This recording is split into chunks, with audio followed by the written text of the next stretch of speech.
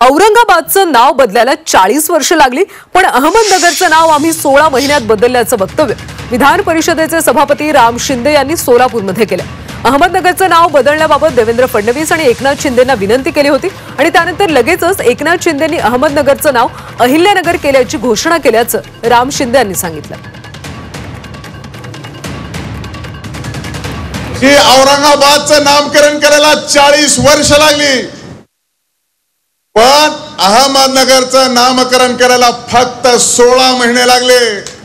अहमदनगरचं नाव आपण अहिल्यानगर करून दाखवलं।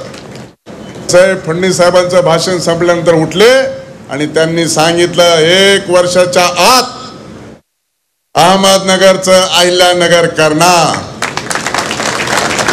16 महिन्यात कारवाई झाली। लोकसभेच्या निवडणुकीच्या अगोदर महाराष्ट्र शासनाने प्रस्ताव दिल्लीला पाठवला आणि विधानसभेची निवडणूक लागण्याच्या अगोदर तो प्रस्ताव मंजूर होऊन कारवाई झाली।